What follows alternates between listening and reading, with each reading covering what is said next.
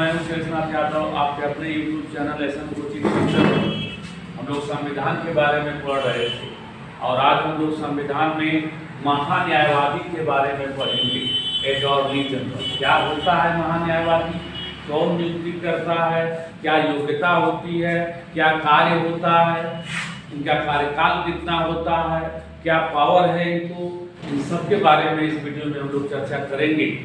तो जो महान्यायवादी होता है, महान्यायवादी की नियुक्ति कैसे होती है, तो सबसे पहले हम देखेंगे नियुक्ति के बारे में। तो महान्यायवादी की नियुक्ति जो है वो राष्ट्रपति द्वारा की जाती है, मंत्रिमंडल के सलाह। राइट, करता राष्ट्रपति है लेकिन मंत्रिमंडल के सलाह पर करता है इनकी नियुक्ति। योग्यता क्या होती है इसके लिए,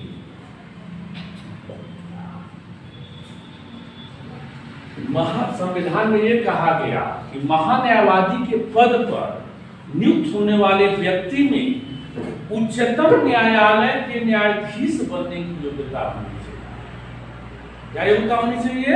उच्चतम न्यायालय के न्यायाधीश बनने की। एक चीज ध्यान दीजिएगा, कभी ये नहीं कह रहा है कि उच्चतम न्यायालय का न्यायाधीश होना चाहिए, न्यायाधीश बनने की योग्यता होनी चाहिए, यानी कानून का पूरी तरह से जानकार आदमी होना चाहिए। किसी भी ऐसे व्यक्ति को सरकार महान्यायवादी नहीं बना सकती है जो कानून के बारे में नहीं जानता है। इसीलिए इनकी योग्यता इतनी हाई रखी गई कि उच्चतम न्यायालय के न्यायाधीश बनने। अब मुझे ये बताइए, क्या उच्चतम न्यायालय का न्यायाधीश बनने की जो योग्यता रखता होगा उससे ज्यादा कोई जानकार होगा कानून के बारे में? तो इसीलिए इनकी योग्यता उनके समतुल्य रखी गई। अब कार्यकाल कितना होता है इनका? कार्यकाल, महान्यायवादी जो है, राष्ट्रपति जब तक चाहे तब तक अपने पद पर बना है। किसी गाइड में आप देखिएगा क्या होगा 6 वर्ष या 65 वर्ष, पूरी तरह से गलत है। ठीक है, इनका कार्यकाल राष्ट्रपति जब तक चाहे तब तक अपने पद पर बना रहता है। अभी मैं बताऊंगा क्यों ऐसा किया गया। और यह राष्ट्रपति की प्रसाद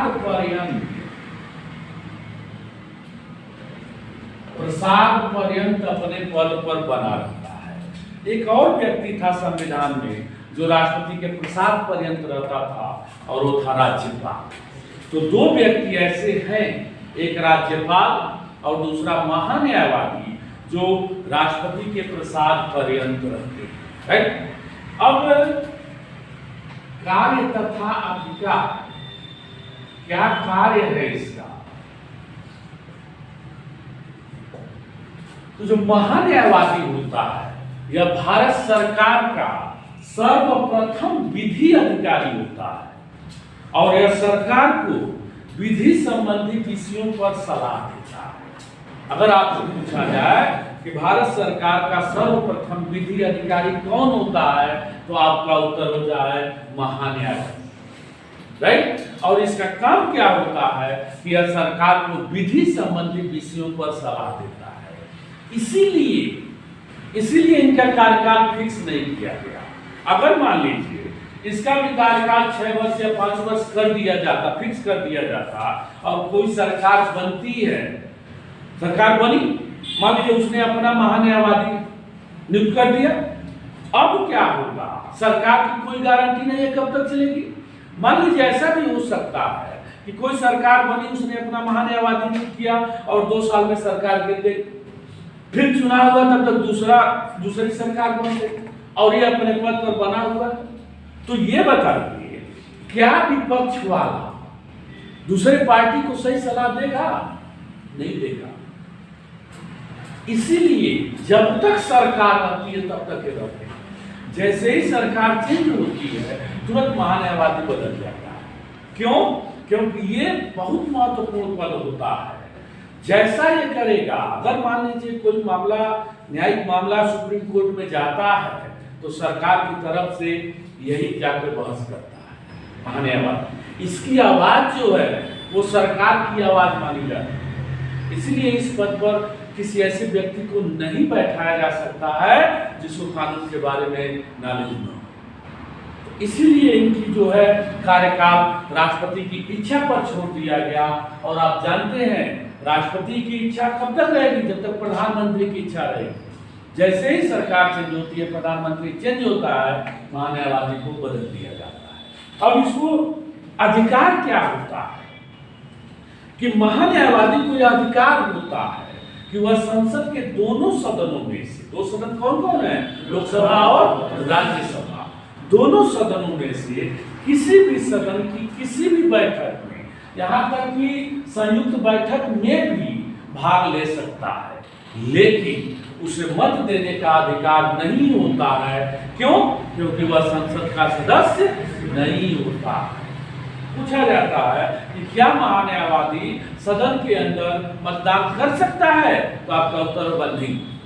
सदन के अंदर मतदान वही कर सकता है जो उसका सदस्य, भाग ले सकता है, बहस कर सकता है, लेकिन जब मतदान की नौबत आएगी तो वह मत नहीं दे सकता।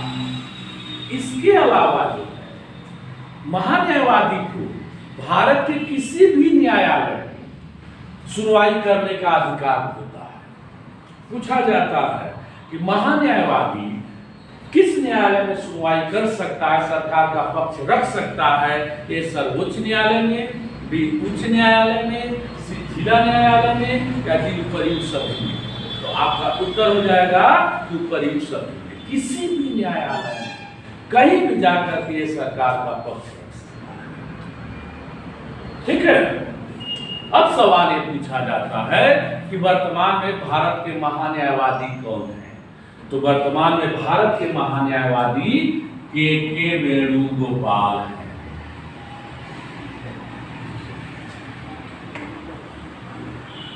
अगर आपसे पूछा जाए कि वर्तमान में भारत के महान्यायवादी कौन है, तो आपका उत्तर हो जाएगा के वेणुगोपाल। ये जो महान्यायवादी होता है ये केंद्र सरकार का विधि अधिकारी होता है। उसी तरह से जिस तरह से महान्यायवादी केंद्र सरकार का सर्वप्रथम विधि अधिकारी होता है, उसी तरह से राज्य सरकारों का भी विधि अधिकारी होता है। और उसे जो राज्य सरकार का सर्वप्रथम विधि अधिकारी होता है उसे महाधिवक्ता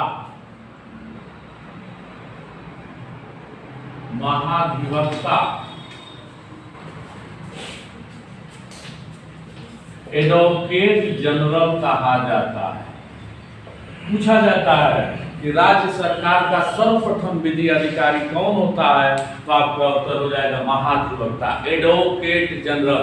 इसे एजी भी कहा जाता है, एजी, एडवोकेट जनरल।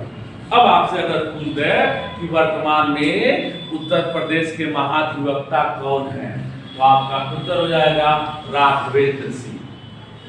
राघवेंद्र सिंह उत्तर प्रदेश के महाधिवक्ता है। और भारत के महान्यायवादी कौन है? के वेणुगोपाल। राइट। अब हम लोग महान्यायवादी के बारे में देखें। इसी तरह से एक और महत्वपूर्ण पद होता है नियंत्रक एवं महालेखा परीक्षक।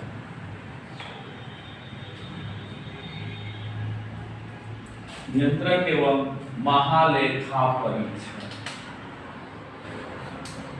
कंट्रोलर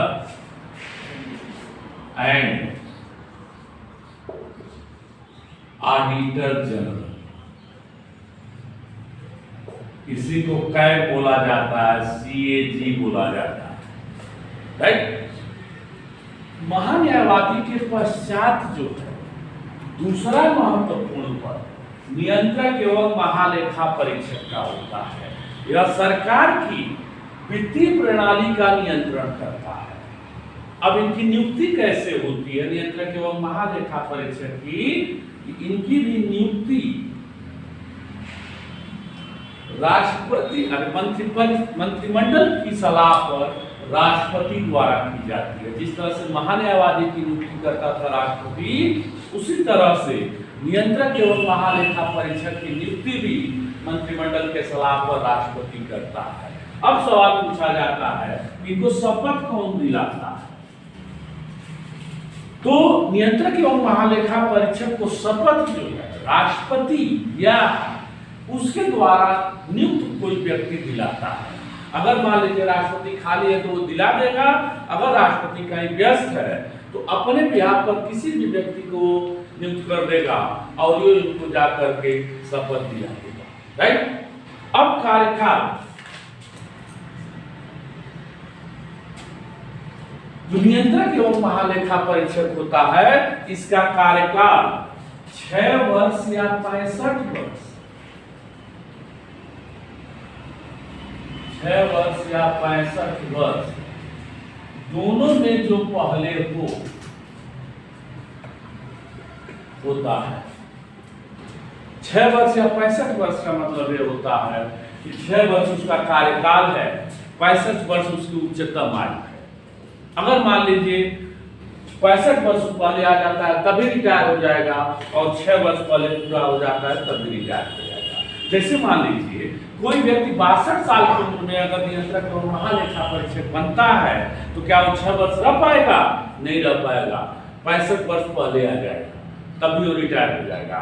या मान लीजिए कोई व्यक्ति 55 साल की उम्र में ही अगर नियंत्रक एवं महालेखा परीक्षक बनता है तो वो 6 साल आराम से रह सकता है। तो चाहे 6 साल का कार्यकाल पहले पूरा हो जाए तभी रिटायर हो जाएगा, और अगर 65 वर्ष उम्र उनकी पूरी हो जाए तभी रिटायर हो जाएगा।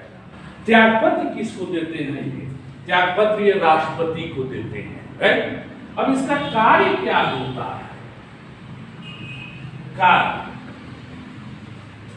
कि जो नियंत्रक एवं महालेखा परीक्षक होता है यह भारत सरकार तथा सभी राज्य सरकारों और संघ राज्यों की संचित निधि से किए जाने वाले सभी प्रकार के व्ययों की संपरीक्षा करता है, यानी लेखा जोखा रखता है और उसका प्रतिवेदन यानी रिपोर्ट संसद को देता है।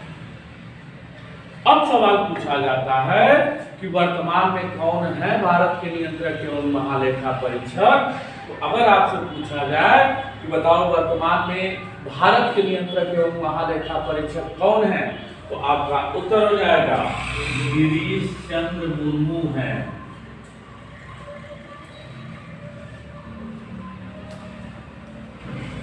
वर्तमान में भारत के नियंत्रक एवं महालेखा परीक्षक गिरीश चंद्र मुर्मू।